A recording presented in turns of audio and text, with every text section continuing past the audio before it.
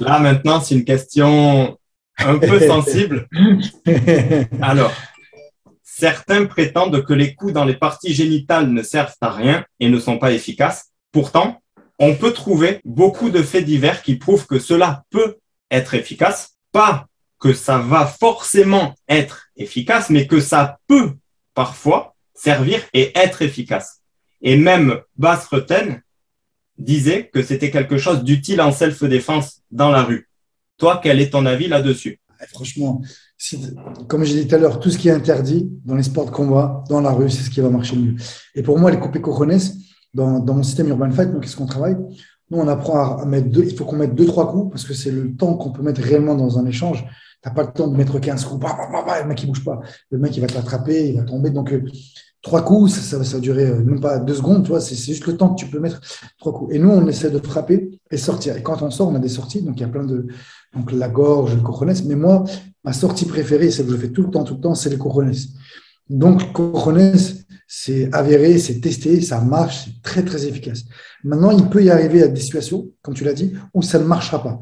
Ben, c'est quand le mec il est trop nerveux, trop alcoolisé, trop stupéfiant. C'est pas que les cojones, c'est toute la partie de son corps qui sera un petit peu anesthésiée. Il ne ressentira pas la douleur de la même manière. Donc, tu peux taper dans le cojones, et ne pas forcément réagir parce qu'il est sous stupéfiant ou il a vraiment peur ou il est très, très énervé. Donc, en effet, tout ce qui est douleur, ça peut ne pas marcher.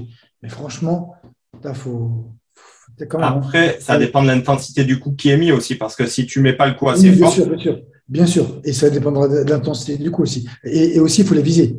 Il faut être précis aussi. Donc, des fois, tu peux vouloir le mettre un coup dans les parties et pas réussir.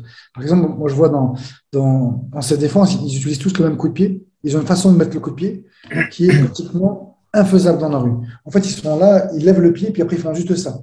Et ça, c'est impossible de toucher quelqu'un dans la situation de rythme parce que il faut être précis. La manière d'être sûr de pouvoir toucher pratiquement à coup sûr, il faut que ta jambe en fait elle longe le sol pour arriver entre les parties. En fait, tu longes le sol. Donc, peu importe la distance comme ça, tu es toujours en mouvement. Alors que ça, des fois, tu vas mal apprécier et les chances d'échouer vont être énormes. Je ne sais pas si c'est clair pour vous. si, si, Mais en tout si. cas, pour répondre à ta question, non, c'est efficace. Vous comprenez, c'est efficace. Moi, je Mais rejoins Basse-Rotten à 10% pour l'avoir testé déjà. ouais, après, je pense que ça dépend aussi du cadre dans lequel tu es. Un jour, je te raconte un truc vite fait. C'était il y a, je sais plus, je crois que c'était en 2017 ou 2018. J'étais en train de discuter avec un pote qui était videur de boîte de nuit dans un établissement de nuit où j'ai travaillé par la suite. Et le pote en question, c'est Anthony Sarès. Du coup, c'est un champion de grappling. Il s'entraîne à la Team Verdum à Bordeaux. Et il a récemment signé au MMA Factory, je crois, en management ou quelque chose dans le genre. Lui, là, je ne sais pas combien il pèse actuellement. Je crois qu'il doit être dans les 105-110 kilos. Mais à l'époque, il pesait 145 kilos. Et quand j'étais en train de discuter avec lui, on parlait un peu de self-défense, de trucs comme ça. Et je te jure, il n'y avait pas beaucoup de place à la porte de la boîte de nuit. C'était dans un sas, juste derrière la porte. Et j'étais en train de me dire, mais un mec comme ça, si vraiment ça part en cacahuète, comment je pourrais lui mettre un coup dans les parties génitales, admettons. Franchement, c'est très compliqué parce que le mec, déjà, il faisait 2 fois mon poids ou 2 fois et demi mon poids, il m'aurait emporté. Enfin, il y a des situations où certains types de profils face à qui tu peux être où c'est dur. Ouais, mais Anthony, après, là, ce que tu dis, c'est vrai dans les sports de combat, c'est vrai partout. Il y a des coups que tu ne pourras pas mettre. Le low kick, par exemple, des fois, si tu es remonté trop proche, tu es encore à corps, tu ne pourras pas le mettre. Pareil pour le high kick. En fait, tous les coups, il y a des coups que tu ne pourras pas mettre. C'est pas dire qu'ils ne sont pas efficaces. Un crochet au faux, par exemple, c'est super efficace. Tu le mets, les chances de mettre KO quelqu'un ou un crochet au menton. Mais tu ne pourras pas mettre le crochet dans toutes les situations. Il faut être proche, il faut une situation de riposte. Donc, le fait que tu ne puisses pas le mettre dans toutes les situations ne veut pas dire que ce n'est pas efficace. Ça veut dire que dans une situation, tu ne pourras pas le mettre. Mais si tu arrives à le mettre, bah, tu seras efficace. Enfin, c'est comme ça que je le vois, moi, tu vois. C'est Tu sûr. Mais dans comprends? ce cas, tu vois, on était dans un endroit restreint. Ouais. Si un mec comme moi se retrouve face à un gars comme lui, qui pesait 145 kilos, qui était en plus champion de grappling, qui est habitué à faire de la boxe anglaise, du MMA, du judo et tout. Qu'est-ce que je peux faire face à un gars comme ça? Parce que lui, il va me prendre en lutte ou en grappling Et en vrai, si tu fais que de la self-défense, tu peux faire quoi dans une situation comme ça, à part le frapper, si tu peux. Justement, c'est ce que j'expliquais tout à l'heure. Il y a le grappling de rue où il n'y a pas de règle. Il y a le grappling dans une cage ou sur un tatami qui est encore différent, où tu dois te positionner et tu as le temps de réfléchir, tu as le temps de préparer ton terrain, de mettre des pièges, de préparer ton attaque, d'accord? C'est beaucoup stratégique. Dans la rue, tu n'as pas le temps de tout ça. Donc, ça va super, super vite. Et à un moment donné, quand tu vas être face à un gars qui t'emmène au sol ou qui est proche, tu as toujours possibilité ou de mordre, ou de prendre la gorge, ou de prendre des cojones, ou de prendre les yeux, ou de pousser. Donc, en fait, à chaque fois, c'est un de ces cinq. Et en général, tu peux le mettre en général deux. Si par exemple, le mec il est collé à toi, eh ben, je dis n'importe quoi, tu es bloqué, tu ne pourras peut-être pas prendre les cojones, mais tu pourras le mordre avec ta bouche, tu pourras le mordre. Peut-être que tu ne peux pas accéder à ses cojones, mais tu pourras accéder à ses yeux ou à sa gorge. Peut-être que tu arriveras à le repousser, tu vois, à mettre le plus gros point de tes deux points. En fait, à un moment donné, il ne peut pas te bloquer le mec. Pour qu'il te bloque, il faudra qu'il te prenne dans une situation où il te fasse une clé. Il t'étrangle, il te prend en bras et qu'après, là, tu n'auras pratiquement plus loin. Enfin, le temps va être très très minute pour que tu réagisses. Mais c'est pareil.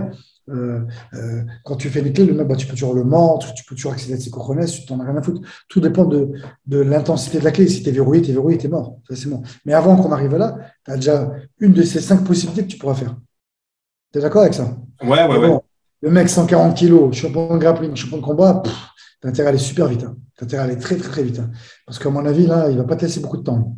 C'est sûr. Mais après, quand tu es verrouillé, alors, des Oui, fois, c'est bon. ouais, mais alors, tu vois, j'ai un pote qui est gendarme et qui, à l'époque, partait faire des combats de MMA à l'étranger, quand on ne pouvait pas en faire en France. Lui, ça lui est arrivé de tomber sur un mec qui était alcoolisé et qui était sous cocaïne. Il lui a fait une clé au sol et le mec a eu un truc pété. Je ne sais plus si c'est l'épaule ou le coude pété. Et ben, je pense que c'est à cause des stupéfiants et de l'alcool. Il a réussi à un peu se sortir et à mordre mon pote gendarme au mollet. C'est ce que alors, tu vois, là, on revient sur ce que tu disais avant, et ça encore, c'est par expérience, tu vois.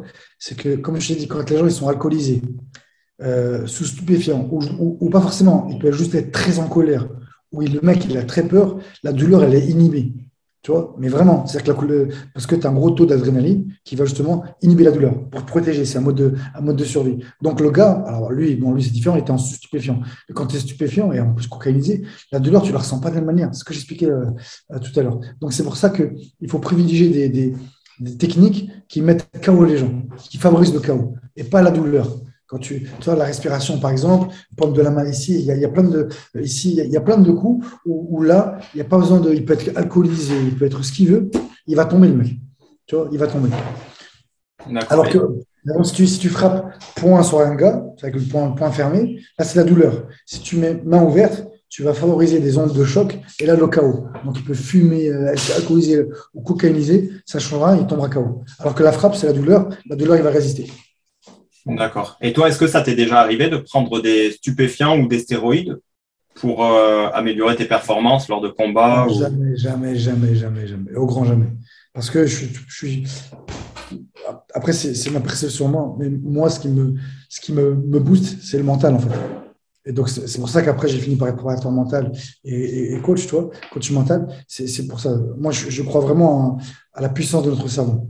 D'accord. Et ce qu'on peut dire aussi, c'est que tous les gens qui prennent des stupéfiants ou des stéroïdes, machin, c'est juste bien à court terme, mais sur du long terme, c'est dévastateur, en fait. C'est exactement comme certains médicaments, des antidépresseurs, par exemple, la morphine, que peut-être les gens ont besoin. C'est bien sur le moment, mais si les gens continuent d'en prendre, sur du long terme, ça sera l'effet qui se coule, ça sera encore pire.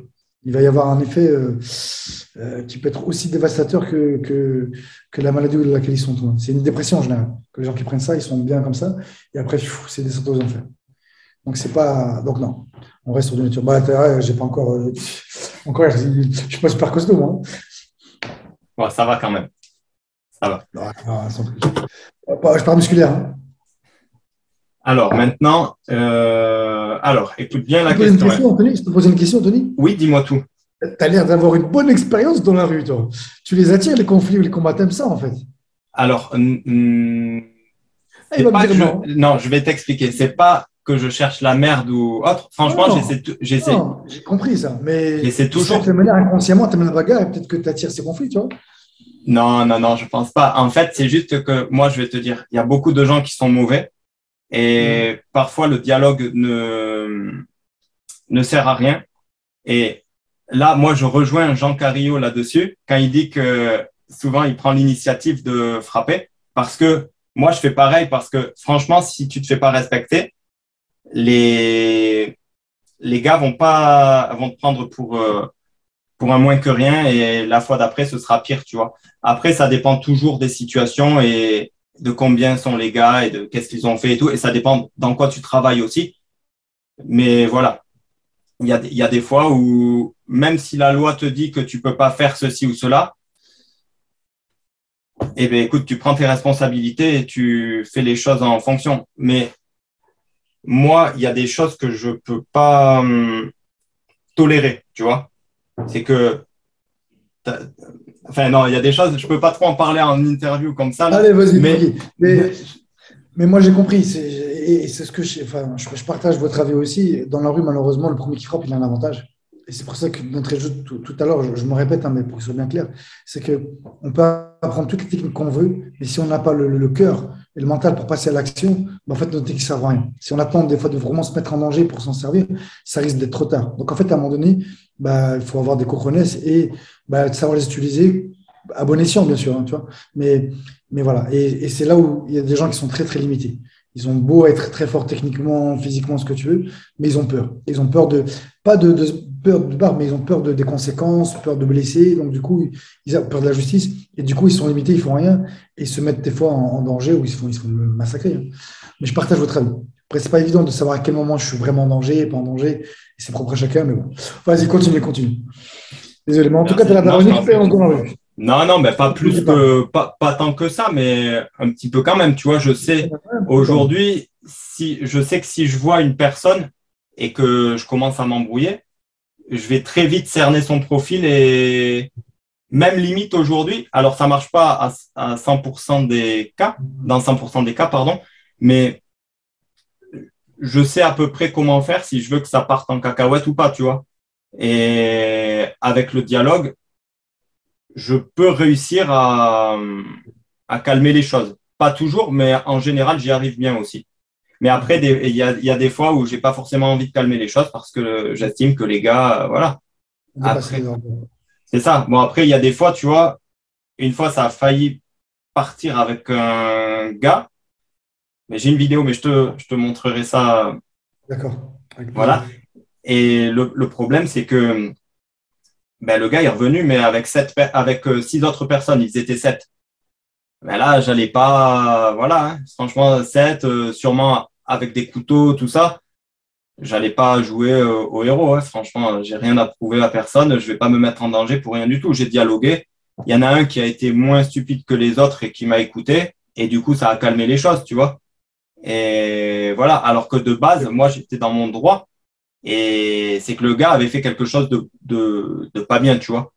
Et que je l'avais remis à sa place, mais voilà, il voulait rien entendre et il est revenu avec des gars. Et ça peut arriver souvent, donc il faut faire attention, tu vois. Alors, il y en a un qui s'appelle Philippe Perotti, tu vois, que je disais que j'aime beaucoup. Et lui, il disait, quand tu te bats dans la rue, ton emploi du temps, il change. Et je trouvais cette phrase très, très vraie. Je la reprends aussi maintenant. C'est-à-dire que bah, si tu te bats, tribunal, représailles, blessé, hôpital, prison, pays du monde. Donc, c'est rare aujourd'hui maintenant de te battre et que les conséquences du temps ne vont pas changer pour toi. Donc, c'est pour ça qu'il faut tout faire pour éviter. Et après, si jamais vous voulez vraiment ne pas vous battre, il y a plusieurs méthodes. Il y a celle de poser des questions déjà et ne pas chercher à argumenter. Dire, ouais, je vais te fumer, je vais te faire ci, je vais te faire ça, ça sert à rien. Ça. C'est OK, qu'est-ce que tu recherches? Qu'est-ce que tu veux maintenant? Explique-moi. En fait, OK.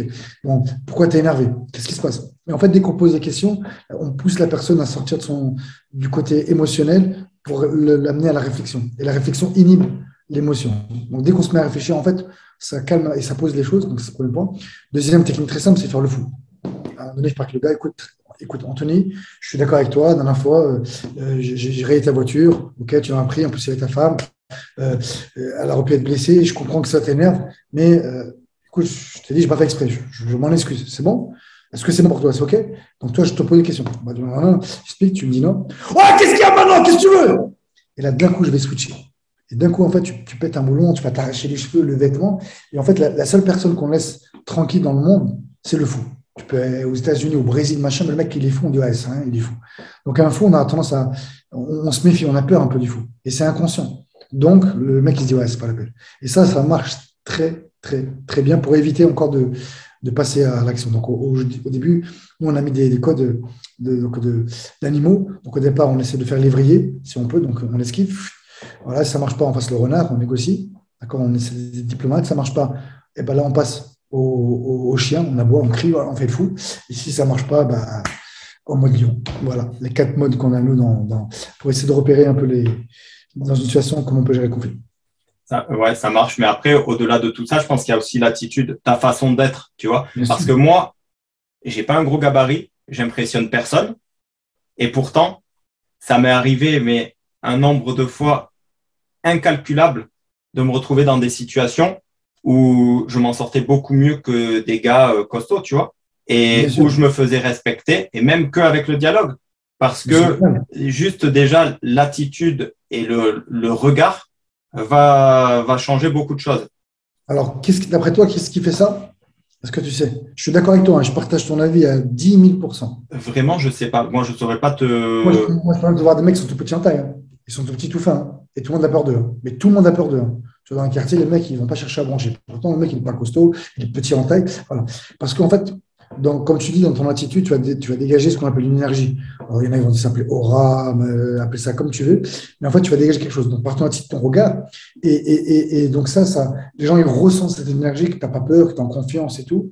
Et donc, si toi, plus une personne montre qu'elle est en confiance, plus ça va faire douter l'autre. Tu vois. Et ça, c'est radical. Donc, en fait, parce que tout simplement, toi, tu dégages quelque chose on se dit, bon, ben, voilà, et à l'inverse, hein, quelqu'un qui peut être grand, costaud, et il ne fera pas peur, tu vois, parce qu'on ressent qu'il est faible. Allez, je te laisse continuer tes questions. En tout cas, Ah, c'était intéressant. c'est sûr, tu as raison. Mais d'ailleurs, regarde, même si je suis pas d'accord avec tout ce que dit Jean Carillo, par exemple, tu prends un gars comme lui, je peux te dire que dans beaucoup de situations, ben, les gens seront beaucoup plus impressionnés et ne le feront pas chier par rapport à beaucoup de gens, même qui sont costauds, grands, tout ça. Parce que le caractère, le comportement, l'attitude Bien sûr, vont jouer. je suis d'accord avec ça aussi.